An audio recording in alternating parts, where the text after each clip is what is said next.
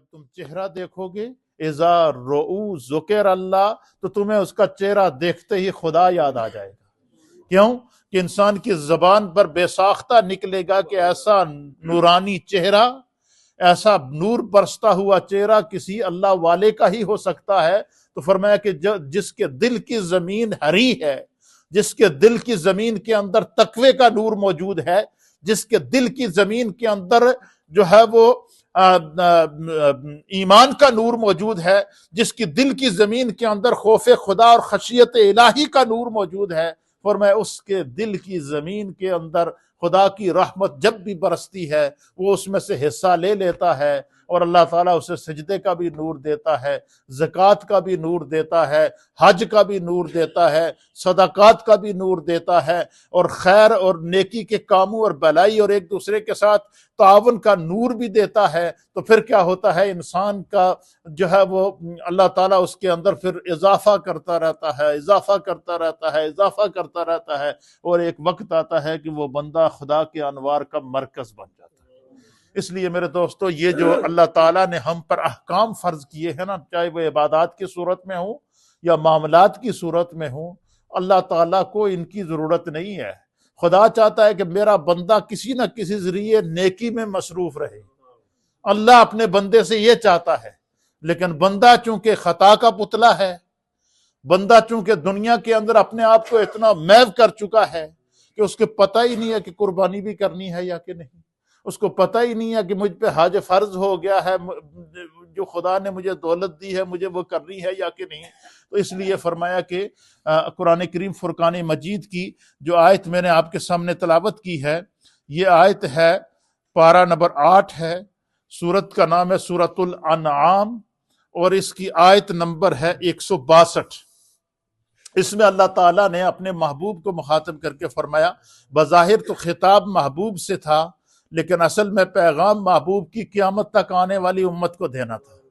کہ اے میرے محبوب قل، اے میرے محبوب آپ اپنی زبان اطہر سے فرما دیجئے۔ اللہ تعالیٰ نے جب بھی کوئی خاص اعلان کرنا ہو نا تو اللہ تعالیٰ اپنے محبوب کو مخاطب کرتا ہے۔ مثلا جب اللہ نے اپنی ذات کا تعارف کرایا نا تو اللہ نے فرمایا قل هو اللہ احد،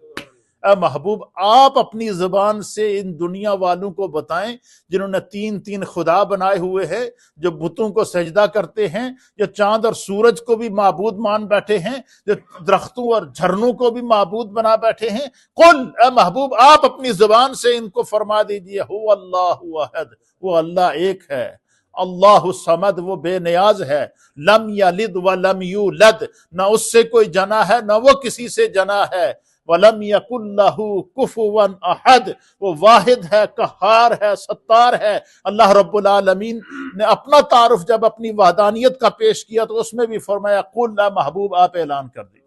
اب یہاں پر فرمایا کہ اے بندے، اس آیت کے اندر سورۃ الانعام کی آیت نمبر 162 ہے اور پارہ نمبر 8 ہے، اس میں فرمایا کہ اے محبوب آپ اپنی زبان سے اپنی امت کو فرما دیجئے کہ جب بندہ خدا کی عبادت کرے نا، کوئی بھی عبادت، چاہے وہ نمازوں کی صورت میں ہو، حج کی صورت میں ہو، قربانیوں کی صورت میں ہو، اطاعت کی صورت میں ہو، صدقات کی صورت میں ہو، نیکیوں کی صورت میں ہو، یعنی ہر وہ کام جس سے انسان کو نیکی ملے، فرمایا جب انسان ایسا کسی کام کا ارادہ کر لے تو محبوب آپ انسان کو یہ بتا دیجئے کہ وہ اپنی نیت یہ رکھے کہ میں ہر کام اللہ کی رضا واسطے کرتا ہوں، کیا کرتا ہوں؟ خدا کی رضا کے لیے۔ فرمایا قل اے محبوب آپ فرما دیجئے ان الصلاتی یقیناً میری نماز، جو میں نماز پڑھتا ہوں، 5 وقت کی جو نماز اللہ نے مجھ پر فرض کی ہے وہ نماز، ونسکی اور میری قربانیاں، جو میں قربانیاں کرتا ہوں اپنے جانوروں کو اللہ کے راستے میں قربان کرتا ہوں، ومحیایا اور میری زندگی جو میرے رب نے مجھے عطا کی ہے، ومماتی اور میری موت جیسی زندگی کو گزارنے کے بعد جب میں نے اس دنیا کو چھوڑنا ہے، فرمایا قل اے محبوب آپ فرما دیجئے ان الصلاتی یقیناً میری نماز، ونسکی اور میری قربانی، ومحیایا اور میری زندگی، ومماتی اور میری موت للہ خالصتاً اللہ کے لیے ہے، رب العالمین جو تمام جہانوں کا رب ہے۔